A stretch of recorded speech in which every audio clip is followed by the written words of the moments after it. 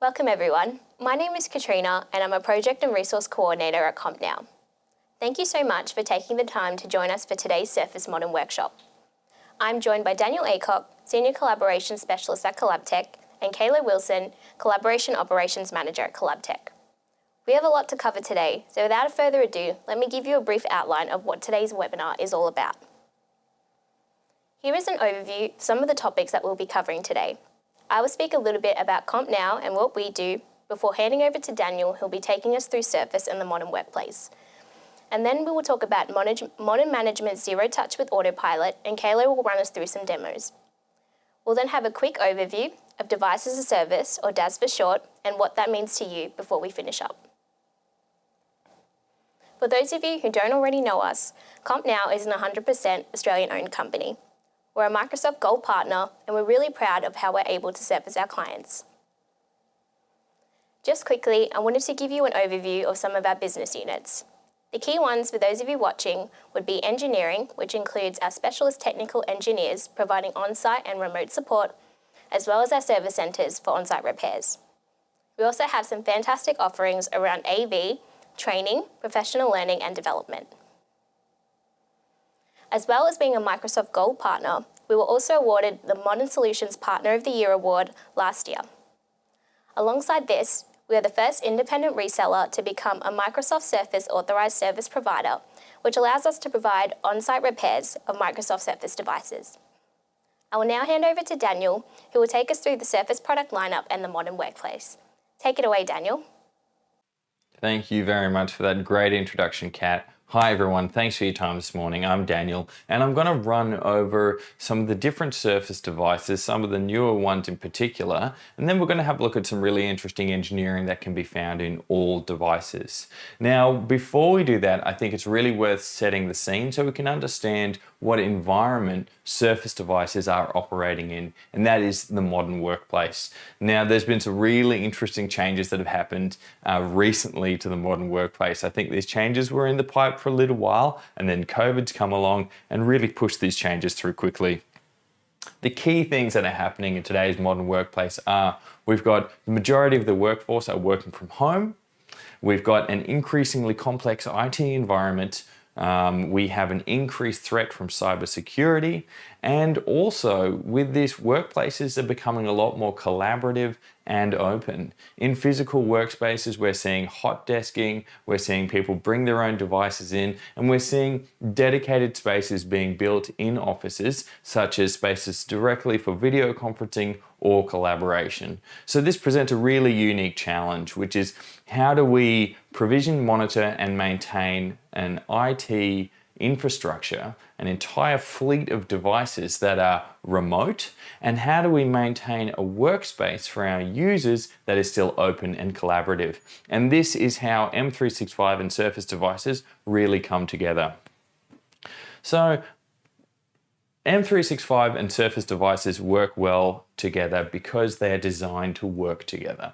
So Surface devices have been specifically engineered to operate in that M365 environment. We've got things like commercial configurations in Windows 10. We've got environmentally friendly packaging. We've got advanced exchange programs that allow you to swap out faulty hardware almost immediately.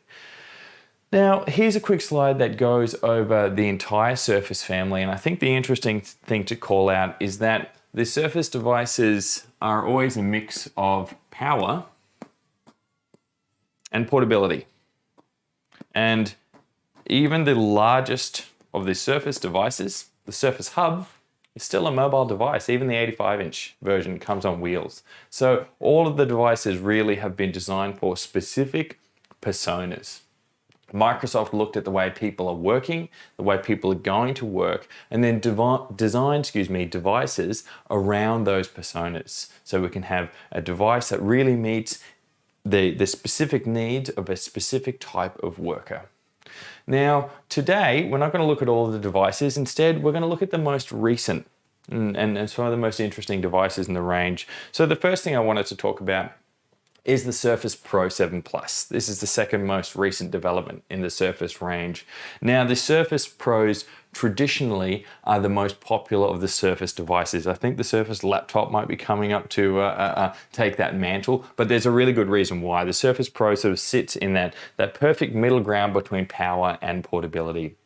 The Surface Pro 7 Plus is an evolution of the Surface Pro range. So we've got increased processors. We've got much faster processors that are 2.1 times faster than the original Surface Pro 7 processor.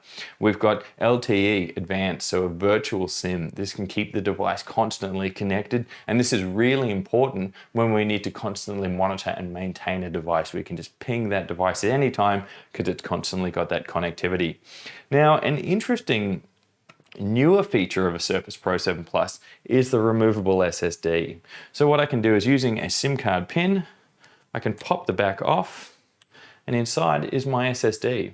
And I can take this out and I can keep it in my hand. So if I'm operating in an environment where data governance is really important, when I've got sensitive material on this device and I need to send it back, for whatever reason, to get the hardware replaced, to get it fixed, anything like that, I can pull that data out and then it's there, it's in my hand. The same thing goes with the virtual SIM cards.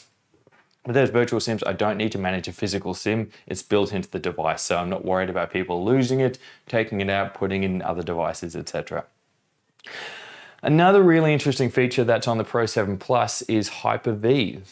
This is in short, it's basically the security parts that are running on this device, the different security programs and features are actually contained on several different virtual machines. So should one part of the system be compromised for any reason, the rest of the system still remains guarded.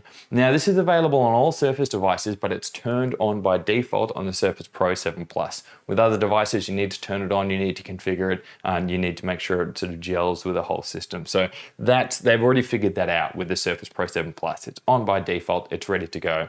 This is still your standard 2-in-1 unit.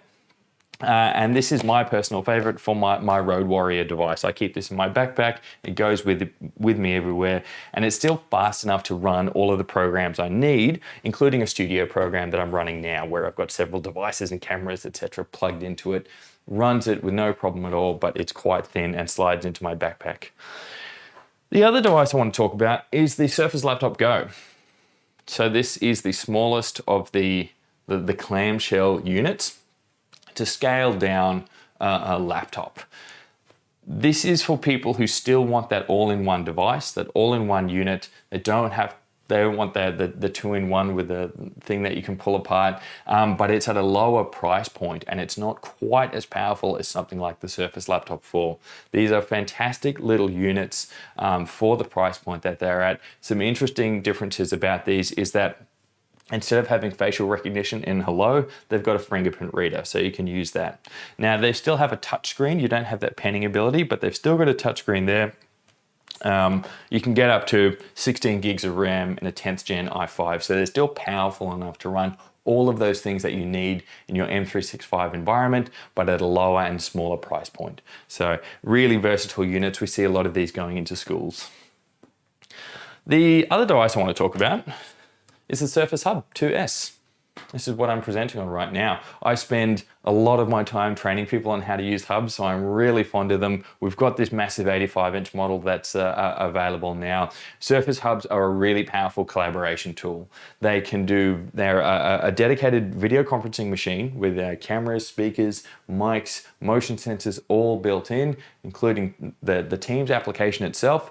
They're an M365 workstation, so they have all of those M365 apps that you're going to use during your day. It's also a 4K display with HDMI, USB-C inputs, and also the ability to mirrorcast anything to it.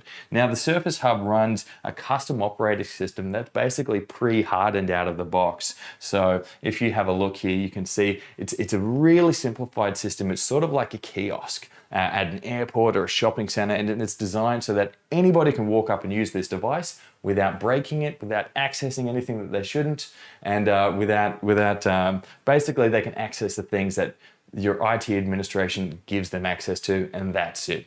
It's a really safe, secure operating system, and it's designed to be easy to use. Now I want to talk a bit about how Teams and Surface work well together. As we said before, Teams Surface devices, are designed to operate in that M365 environment. Teams is no exception to this, but there's some really interesting engineering found in Surface devices specifically around communication.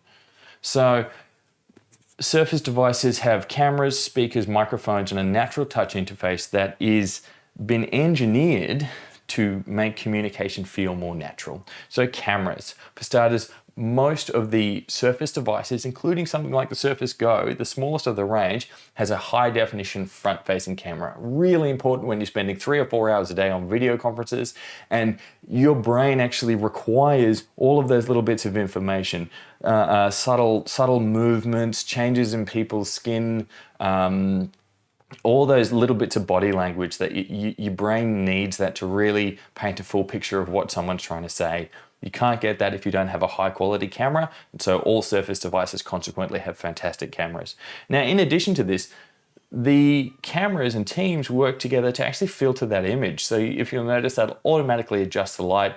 They will try and make your image appear as sharp as possible, but they'll also do little things like adjust your skin tone to make you appear more warm and natural and the closest thing to being in the room with the people at the time. Now, this is a really good example of some of that engineering. This feature is available on the Surface Pro X. What it does, it makes the user appear as though they're looking directly at the camera, even though they may in fact be looking elsewhere, maybe at their preview, making sure their hair looks good.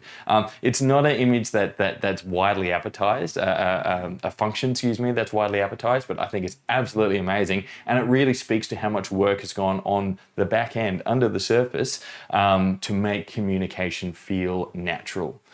Next, we've got the speakers. So Surface devices have Dolby premium speakers in all of the devices. They are located strategically around the device to channel sound directly towards the user.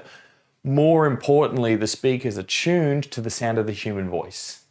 Speakers on Surface devices are specifically made for voices, to listen to people talk.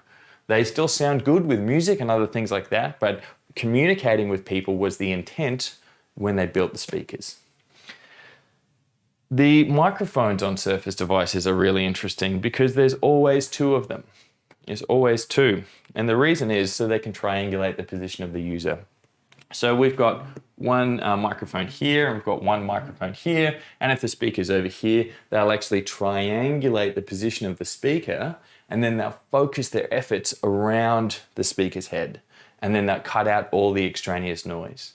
So if you can go into Teams and turn your noise suppression on high, it will cut out things like coffee grinders and aeroplanes and whippersnippers and things like that. So this is all just there. It's just built into the devices, and it's really made to make communication as seamless and easy as possible so you can focus on other things. Now that we've covered that, I'm going to throw it over to Kalo, and he's going to take us through how we can actually remotely provision, monitor, and maintain an entire fleet of these devices in a hybrid environment. Thanks. Over to you, Kalo. Thank you, Daniel.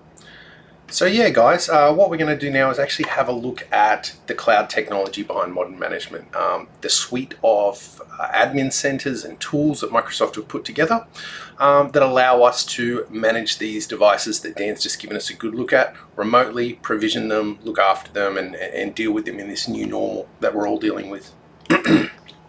So initially I want to set the scene a little bit. IT environments are complicated.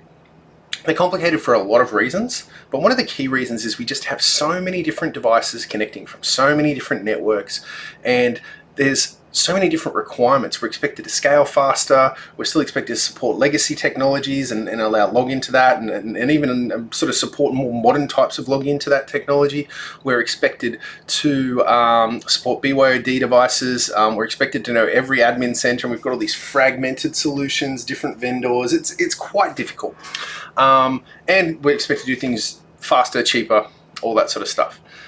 It's not always possible, but we have some tools that really do help us now enable a lot of these requirements, and we're moving towards an environment where we've got a single place to look after all our endpoints.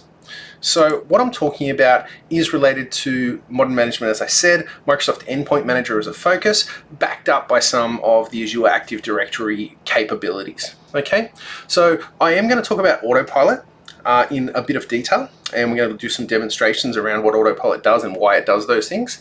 And what I'm also going to talk about is how those components fit together. So how Autopilot fits into the modern management story, how Azure Active Directory controls things in the back end, and how Intune and Config Manager help us manage our devices and get them configured and working. So Azure Active Directory is our identity management. It's going to make sure we have authorized users, authorized devices getting access to the information they should be authorized to see. Intune and Config Manager are going to configure those devices. Whether they're managed devices or BYOD devices, we can still use Intune to look after them. We're going to have a little bit of a look today at how we have applications packaged up and pushed out and how we create security groups for that. What we're also going to look at is how Autopilot works, and we're going to do a little bit of work on actually setting up an Autopilot profile. Just before I jump in and give you a demo though, I want to talk about one particular feature or function inside Microsoft's cloud service that is unique to Surface, and that's DFCI. DFCI stands for Device Firmware Configuration Interface. What that is basically a cloud service that allows us to update the BIOS/UEFI on the firmware. So the firmware on the device, the chipset is running its own software before it boots to Windows, and that controls things at the base level. So that controls our Ethernet ports, our USB, that allows us to control Wi-Fi and other radios, etc. DFCI means we can handle and control our security at that base level from the cloud. We don't have to touch the device. It's a unique to Surface feature. It's really easy to manage, gives us some great security and control. So what I thought we'd do now is just have a look at it live and see how that works. So this is a demo tenant inside Endpoint Manager, inside M365 of Endpoint Manager. I'm going to quickly jump into devices, Windows devices, and I'm going to look at configuration profiles. This is a big part of what you'll be doing inside Endpoint Manager when you're doing it, is setting configurations. And configuration profiles are templates that allow us to do that and apply them to our devices. I'm going to select Windows 10, and I'm going to select from our templates.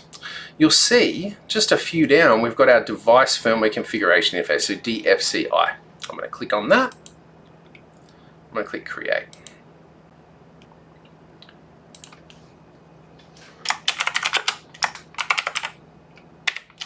Just give it a meaningful name. In this case, obviously a demonstration, so the name's not as meaningful as it might be. And you can see I've got some great options here, all right? I can control who can make changes to UEFI. I can control whether or not we allow virtualization. I can control how the device is working at a firmware level, allow multi-threading, etc. I can look at some base security stuff like cameras, microphones, speakers, base functionality. There may be some reasons to disable this if you work in research or places where there are needing to be controls or privacy concerns. And then we've got some really important ones, I think, for almost everyone, and that's our boot control. So are we going to allow boot from external media? Are we going to allow boot from network adapter? I would say no in terms of corporate devices. We're using zero-touch deployment. We don't need to image over USB or Ethernet. So we're going to disable this. We're going to disable this. And now we're secure, and we know that even if that device is stolen, there's biometrics protecting the login with our Face ID setups, etc. And now we've got hardware protections in place, not allowing people to boot in and repurpose the device. I can go next. I can assign it to all users, because everyone in our company has a Surface. I normally use security groups for this. We generally use security groups to manage this functionality. Click next. I won't have any applicability rules in this case. This is just a way to exclude certain devices on a different operating system or something like that. Bang, bang, bang. This is everything I need. I'm just going to create it. Bang, I've now created DFCI profiles. I'm controlling the firmware on my devices. So this is a great feature. Security first, as always, and it is a unique to Surface feature, as I've said a few times, so it's really worth everyone getting on top of this. And if those types of security are a concern for you, this is a great way to address it. So now we want to tell that zero-touch deployment story. We want to have a look at how Autopilot works in the real world, and I'll interlace some demos through this because I know it's more of a technical audience, so you guys want to see what the reality is of implementing it. Traditional Windows imaging, I think most of us will be familiar with it. It is a complete image process where we create everything we need, including drivers, patches, settings, everything into an image and we physically deploy it onto the devices. We physically deploy it using USB or Ethernet if we're working with SCCM or something, and we repeat that process. We need a staging area, we need a lot of man hours. It's a work intensive process, and if any change occurs and we need to change that image, we've got to rebuild everything. With modern management and the zero-touch deployment model, we rely on the base operating system installed by the distributor or by the supplier. That operating system will include our core apps. In the Surfaces case, it'll have Microsoft Office, OneDrive, Defender, that sort of thing. But then we will make changes depending on the job role, particular apps, configurations, VPNs, anything that's required, we upload into the cloud, and that's distributed to any new devices as soon as they connect to the net. It's also a living environment, which means we don't have to redo it when we make changes. It just gives us more time for the important stuff. Once we make those changes, it's just done. And they'll trickle down whenever those devices connect. So in a situation where we decide to invest in Surface devices with Autopilot, we talk with CompNow and we get a tailored solution that suits us. This many Surface Books, this many Surface Goes, this many Surface laptops, whatever makes sense for our organization. Those devices are packaged up by the distributor, who scan the barcodes and send a CSV file to CompNow. CompNow adds it to our M365 tenancy, and the devices are shipped directly to the users. Whilst that is happening, we work on creating profiles for different job roles. Usually we create maybe 5 to 6, depending on the job roles, depending on the requirements, using security groups to distribute those applications and configurations and settings out. Let's jump back into Endpoint Manager and have a look at how some of that might look, those individual types of profiles, before we look at the rest of the Autopilot journey. You guys saw that I'd already configured DFCI. Let's have a look at how we package up an app. Okay, so I'll jump into Endpoint Manager now. And I'm going to go over to Applications or Apps here. I'm going to go to Windows. And I'm going to add a new app. You'll see here App Type. I'm going to add a line of business app, which is essentially an MSI. For those not familiar, that's just the enterprise extension rather than an exe file. We can use exe files as well, slightly different methodology, but MSIs are more common in enterprise distribution of apps, and that's what we're going to do in this case. All right. I'm going to go OK, and I'm going to select the app package file. So this is just one that I've got on my computer. I'm going to install the new Chromium Edge. Great browser if you haven't used it.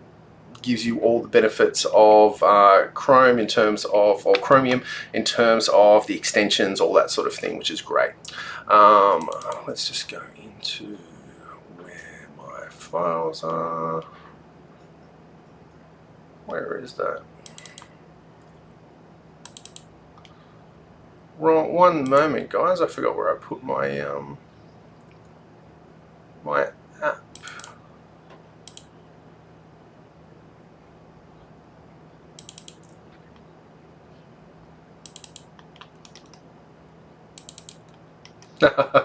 Oh, I forgot where I put the app. Oh, I know where it is. Apologies. Here we go. So my MSI file here. Uploaded. You see it's Microsoft Edge. We'll just make sure that we put a publisher name in. And similar to with the DFCI, we can decide where this app goes. We would normally, as I said, use different security groups. This is a brand new demo tenant. Didn't create a security group yet, but I can add it later. So I'm just going to go add to all users. All users are going to get new Chromium Edge. I'm going to go next. I'm going to go OK and create. And what's happening now is Edge is actually being uploaded. So it's not available just yet. The package does need to be uploaded. If we click in here, we'll see that it's begun the process, 4% complete. Won't take too long. That'll be up. That'll get pushed out to all my enrolled devices. So let's jump back into the PowerPoint. You can see there, quick demo, but you can see how easy it is to create customized groups using security groups and package apps up to go out to them, so we can create those different profiles, make sure they're relevant. So deployment profiles are assigned using Azure AD and Intune. Okay, so we do use security groups. We create a Autopilot deployment profile, and that's at the device level, and then we create security groups with different profiles for different business units. The device gets sent out, staff member gets a brand new shrink wrap device, tears the plastic off, opens it up. They connect to the web, and their profile is assigned to the device. Very quickly, settings, configurations, all that sort of stuff is pushed out, and they're ready to roll. Success, steady state usage. We have some changes. This staff member decides to leave. We use Autopilot reset to blank the device. We send them a shipping label, they package it into a box, and it's sent off to a new staff member. That new staff member connects, uses their login details again, gets through to Azure AD, Intune configuration, new apps pushed out, new configuration set up, and they continue with steady state usage. We can do this as many times as we want using Autopilot reset and Autopilot for the provisioning. And we've got all different users, maximizing our return on investment, maximizing the use of the device, making sure we're always secure. IT never needs to touch it. When it's end of life, we wipe the device completely, we deprovision it, send it off for recycling. And that's really what the Autopilot story looks like. Organization decides what they want hardware-wise, we create different user profiles, ship directly to user, their profile is assigned, they're set up, we reprovision it for new users, at end of life, we deprovision it, we're ready to roll. That's the zero-touch deployment story, and that's really how it works. So next, guys, what we're going to do is have a look at why Autopilot is better on Surface. So Autopilot is a Windows 10 technology. It is going to work with any Windows 10 device past a certain Windows build. 1803 is considered the best minimum build. So most Windows devices out there. What makes Surface special in this case, though? First one is the amount of time we're going to save. Surface signature image. Office already installed. Almost no bloatware. You might consider like the Xbox Game Bar bloatware or something like that, but it's really, really minimal. Windows Defender, OneDrive, all pre-installed. The device is ready to go. Surface firmware can be managed via DFCI. We demoed that. We understand why it's important. Hardware controls, very unique feature, real selling point when you're trying to differentiate why you want to purchase Surface ahead of some other devices. Partners can enroll the Surface devices into your M365. So CompNow can get those device IDs much easier when you're dealing with Surface devices compared to other OEMs. It's just easy to start the Autopilot process. Another nice little to have is that any devices that you do need to return using Advanced Exchange or your warranty program will be automatically removed from your tenancy and new devices will be enrolled. This is very useful in just saving you that little bit of time, so it's not a concern. You know that you've sent one off, or the staff member that had it has sent it back for warranty, they've got a new device delivered, and you just know you need to add it back into your security groups. Much easier. So those are some of the real benefits of using Surface as opposed to some of the OEMs. But those aren't numbers. So let's look at some numbers here. 60% of users think they're more productive when they're using their Surfaces. 55% think they're more creative and has better enhancement in their teamwork. Those are great numbers, but they're a little fluffy to me, at least anyway, as an IT guy. I'll tell you what isn't, is this, all right? So 8 out of 10 IT managers, and I would 100% agree as well, say they have reduced IT time and labor when configuring and deploying Surface devices compared to non-Surface devices. In fact, the average time saved is around 4 hours per device when you're deploying Surface devices rather than non-Surface devices. That is a huge number, and that translates directly into monetary value, as I'm sure you're aware. 4 hours per device in a basic deployment, and there's also savings in management time, etc., which we'll look at a little bit later. Okay guys, so last thing I want to look at for today's presentation is around security. Should be front of mind for all of us, although sometimes it isn't. I know that a lot of Aussie clients take security slightly less serious than their overseas counterparts. We shouldn't though. Like in a good month in Australia, we have 3,000 IT security breaches. In a bad month, it's 10,000 plus. So it is a real concern. It's something we should take seriously, and Microsoft definitely does. Let's have a look at how that looks for Microsoft and especially for Surface. So the key component here is layers, all right? The layers of security that we have enabled start at the hardware layer and go right through to cloud. And let's look at what's included in that and why those layers really matter and why they increase what we've got. So hardware. From the factory, from design, the Surface hardware is security first minded. We have TPM chips. TPM chips mean that we have a secure encrypted chip on the device storing our fingerprint or facial ID, our biometric data, which also links into our BitLocker encrypted hard drives, which require that biometric unlock to give us access. Windows Hello is pre-enabled on Surface devices, and we can enable it from the back end very quickly inside our cloud service. So inside Endpoint Manager, we can very easily turn on Hello if we've got those Hello enabled devices, and make sure we have that extra layer of security, giving us biometric safety measures, so it's not just passwords, which of course are more vulnerable and more susceptible to attack. We have firmware securities. We talked about how good DFCI is. We demonstrated it. We can control things at the firmware level, meaning before we boot to Windows, before we hit those vulnerabilities, we've already got some great controls in place. We've got operating system security. So these are our standard OS, operating system measures, but a lot of them are enabled out of the box for Surface, like Hyper-V. Okay, so we have a Hyper-V functionality inside the Pro 7 Plus, which means that when we boot into Windows, parts of our memory are isolated. Okay, parts of our operating system are protected. They're running in virtual machines, so even if we are there is a security breach, our Windows is compromised, not all of our data is made available. It's a really fantastic feature. We've got secure boot enabled out of the box, so we don't even boot into Windows if something's been compromised. Cloud security, Windows Update for Business, making sure we're up to date, got the freshest patches, and that we're not running into any known security vulnerabilities. We've got Defender enabled out of the box on security on Surface devices, ready to go. We've got conditional access, which means we grant access to our information based on conditions. Okay, we mitigate the risk by adding in security measures when there's more of a potential risk with that login. So if it's a secure device logging in from a secure network, we let them log in with their single sign-on. If it's not a secure device, we require MFA. So we require someone to get a text message or an email to ensure it is them. Or we give them access to less information. Conditional access lets us set granular controls on that access to minimize the risk that we take. So you can see that we've got all these different levels of security at every layer, which means that we're getting the most bang for our buck in terms of our security return.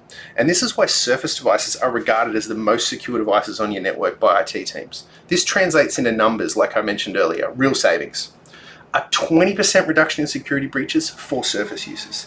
A 17% reduction in security spend when you're using Surface. And this is a nice little bonus, a 14% reduction in mobile device management spend, mainly because you're just using a single platform to also look after your other devices. So we've talked about Windows being managed by Intune and Endpoint Manager, deployment, apps, all that sort of stuff. We can also look after our BYOD devices, our tablets and our phones, whether they be from other vendors or from Microsoft. We can still manage them all inside Endpoint Manager. That's the end of my presentation today. Hope you guys enjoyed it. I'll be in the chat to answer any Q&A. I'll hand back to Kat. So thanks a lot, Kat, and over to you. Thanks so much for that, Kalo. We looked at the Surface device family, touched on remote work with Microsoft Teams, and talked through deployment and management with Windows Autopilot and zero-touch deployment. Surface Device as a Service is a modern option for bundling your devices and services into an easy-to-manage monthly cost. So what is it? Device as a Service is essentially a way to bundle all of your technology and services into a simple per-user subscription, which can be scaled for new staff when your company needs to do so. It makes predicting costs a little bit easier, with every user's needs included in a monthly subscription with a fixed fee. Think of it as something very similar to how we may lease a mobile phone from a carrier. This usually includes the device, insurance, and accessories at a fixed monthly cost. The Device as a Service model is fully customizable so that you get exactly what you need from it. You start by choosing a Surface device and whatever software you may need. If required, add any services that CompNow provides, such as help desk or installation, and finally choose the terms, which can be anywhere from a 6 to 60-month contract depending on your needs. CompNow has thousands of devices under the Device as a Service program. We can configure and tailor it for each organisation. So if you have any further questions, feel free to get in contact with us. Here is a brief overview of the total procurement cycle when you use Device as a Service. At the very beginning, we have the device. We take care of the supply and configuration for you, as well as setup and installation.